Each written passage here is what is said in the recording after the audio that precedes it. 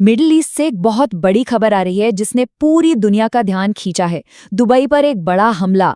तो आज हम इसी को समझने की कोशिश करेंगे कि आखिर ये हमला हुआ क्यों और इसके पीछे की पूरी कहानी है क्या।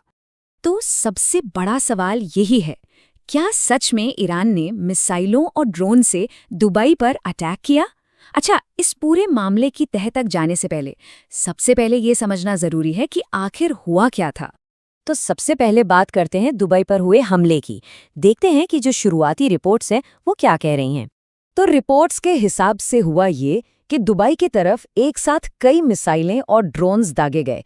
अब इनमें से कुछ को तो टारगेट तक पहुंचने से पहले ही हवा में रोक लिया गया, लेकिन जो मलबा नीचे गिरा उससे जमीन पर थोड़ा बहुत नुकसान हुआ।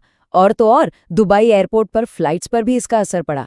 हाँ, एक बात जरूर ध्यान में रखनी होगी कि ये सब अभी शुरुआती जानकारी है, सिचुएशन अभी डेवलप हो रही है। अब देखिए, ये जो हमला हुआ है ये कोई अचानक हुई घटना नहीं है। इसकी जड़ें बहुत गहरी हैं। इसे समझने के लिए हमें इस पूरे इलाके में जो सालों से दशकों से तनाव चल रहा है उसको समझना होगा। तो देखिए, इस पूरे खेल में एक तरफ है ईरान और दूसरी तरफ है अमेरिका और इजराइल। इनके बीच जो ये दशकों पुरानी खींचतान है ना, वही असल में पूरे मिडिल ईस्ट की पॉलिटिक्स को चलाती है। तो सवाल ये है कि फिर अचानक ऐसा क्या हुआ कि बात इतनी बढ़ गई।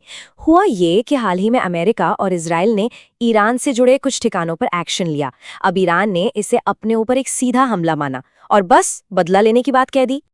अच्छा, अब एक और बड़ा सवाल कि ईरान ने जवाब देने के लिए दुबई यानी यूएई को ही क्यों चुना?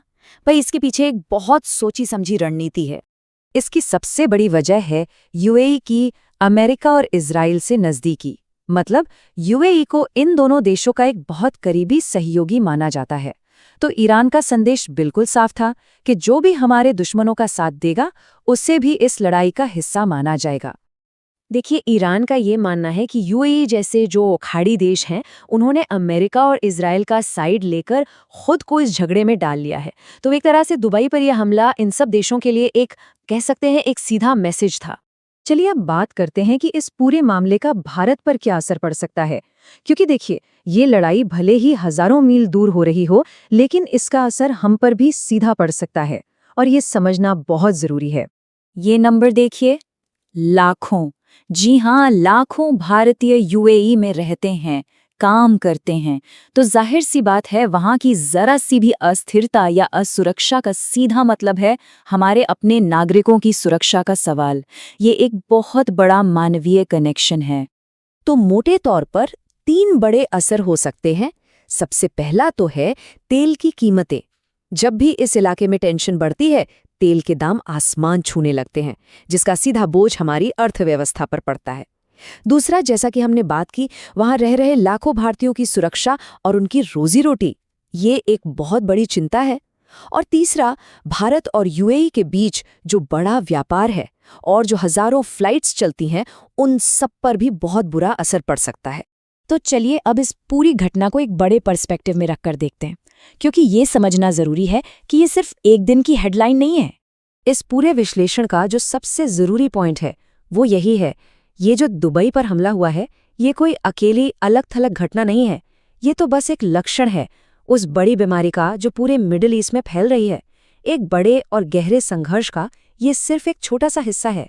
और अब सबसे बड़ा और अहम सवाल यही है कि आने वाले दिनों में ये सिचुएशन क्या मोड़ लेगी, क्योंकि इसी सवाल के जवाब पर सिर्फ मिडिल ईस्ट का ही नहीं बल्कि पूरी दुनिया का भविष्य टिका है। अब देखना यह है कि आगे होता क्या है। सोचिए, एक ऐसा शहर जो अपनी चमक दमक, अपनी ऊंची इमारतों और कारोबार के लिए पूरी दुनिया में मशहूर है, वो अचानक मिसाइलों का निशाना बन जाता है। जी हाँ, बात हो रही है दुबई की। इस एक हमले ने पूरी दुनिया को सच में चौंका दिया। तो सवाल ये है कि आखिर दुबई पर यह हमला हुआ क्यों? इसके पीछे की पूरी कहानी है क्या? तो चलिए इस पूरी कहानी को परत दर परत समझते हैं। सबसे पहले देखेंगे कि दुबई में आखिर हुआ क्या था। फिर ये समझेंगे कि ये हमला एक सोची समझी जवाबी कार्रवाई कैसे था। और हाँ, सबसे बड़ा सवाल, निशाना यूएई ही क्यों बना? इसके बाद हम जरा बड़ी पिक्चर देखेंगे कि ये कैसे एक बड़े क्षेत्रीय संघर्ष का हिस्सा है। और आखिर में बात करेंगे इस बढ़ते हुए तनाव की। तो शुरुआत करते हैं पहले हिस्से से, दुबई पर हमला। यही वो सवाल है जो सबके मन में था। मतलब दुबई, एक ग्लोबल हब जहां दुनिया भर से लोग घूमने और बिजनेस करने आते हैं, उस पर मिसाइलें और ड्रोन से हमला? आखिर क्यों? देखिए, इसका जवाब ना सीधा साधा नहीं है। ये कई घटनाओं की एक पूरी चेन है। तो उस दिन दुबई में माहौल कैसा था? जरा सोचिए, आसमान से एक साथ कई मिसाइलें और ड्रोन्स शहर की तरफ आ रहे हैं। हाँ, एयर डिफेंस सिस्टम ने इनमें से कई को हवा में ही रोक लिया, लेकिन उनका जो मलबा नीचे गिरा ना, उससे कई जगहों पर आग लग गई, नुकसान हुआ। हालात इतने बिगड़ गए थे कि दुनिया के सबसे बिजी एयरपोर्ट्स में से एक दुबई इंटरनेशनल एयरपोर्ट को बंद करना पड़ा, सारी फ्लाइट्स रोक दी गईं और पूरे शहर में लोगों को सेफ्टी अलर्ट्स भेजे जा रहे थे। मतलब एक पूरा अफरा तफरी का माहौल था। तो ये तो हुई हमले की बात। अब आते हैं इसके पीछे की वजह पर, यानी एक सोची समझी जवाबी कार्रवाई। देखिए, इस हमले को समझने के लिए ना ये एक शब्द बहुत जरूरी है, जवाबी कार्रवाई, या जिसे हम रिटेलिएशन कहते हैं। इसका सीधा सा मतलब है कि ये एक्शन का पहला हिस्सा नहीं था, ये एक रिएक्शन था, किसी और हमले के जवाब में किया गया एक पलटवार। तो ये सब हुआ कैसे? घटनाओं का क्रम कुछ ऐसा था। सबसे पहले, कुछ ही समय पहले अमेरिका और इजराइल ने मिलकर ईरान पर जोरदार हवाई हमले किए। इसके फौरन बाद ईरान ने पब्लिकली ऐलान कर दिया कि वो इसका बदला जरूर लेगा। और फिर हमने देखा कि ईरान ने अपना वादा पूरा करते हुए यूएई पर मिसाइल और ड्रोन से हमला कर दिया। तो ये एकदम सीधी एक्शन और रिएक्शन की कहानी है। ठीक है, तो एक्शन का रिएक्शन हुआ, पर सवाल ये है कि ईरान ने बदला लेने के लिए अमेरिका या इजराइल पर सीधा हमला करने के बजाय यूएई को ही क्यों चुना? इसका जवाब ना हमें दो अलग अलग नजरियों से मिलता है। एक तरफ है यूएई, जिसके अमेरिका और इजराइल के साथ बहुत गहरे डिप्लोमेटिक और मिलिट्री रिश्ते हैं, खासकर अब्राहम अकॉर्ड्स के बाद से तो और भी ज्यादा। अब दूसरी तरफ से देखिए ईरान का नजरिया।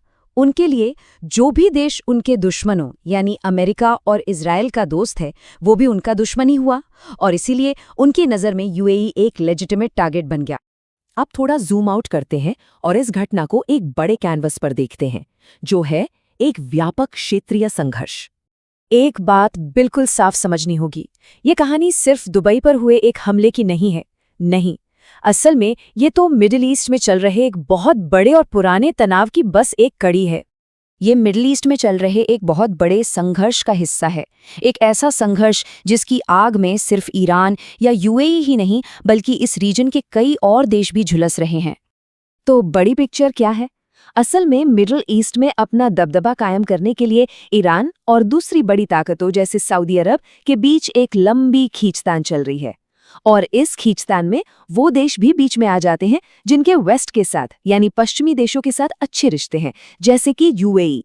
और नतीजा, जब भी ये तनाव जरा सा भी बढ़ता है ना, तो इसका असर पूरे इलाके की शांति और स्थिरता पर पड़ता है। और ये हमें लेकर आता है हमारे आखिरी हिस्से पर कि ये तनाव अब किस दिशा में बढ़ रहा है। तो इस पूरी घटना से सबसे बड़ी बात क्या निकल कर आती है? वो ये है कि ये हमला एक सिग्निफिकेंट एस्केलेशन है। मतलब अब बात बहुत आगे बढ़ चुकी है। ये लड़ाई अब सिर्फ छिप-छिपकर या प्रॉक्सी के जरिए नहीं लड़ी जा रही, अब सीधे-सीधे एक बड़े इकोनॉमिक हब पर हमला हुआ है। और ये दिखाता है कि हालात पहले से कहीं ज्यादा गंभीर हो चुके हैं। तो ये पूरी घटना हमें एक बहुत बड़े सवाल के साथ छोड़ जाती है कि जब तनाव इस लेवल तक पहुंच चुका है, तो इस जियोपॉलिटिकल शतरंज की बिसात पर अगला मूव क्या होगा? कौन सा खिलाड़ी अपनी अगली चाल चलेगा? और उस एक चाल का असर सिर्फ मिडल ईस्ट पर नहीं, बल्कि पूरी दुनिया पर क्या होगा?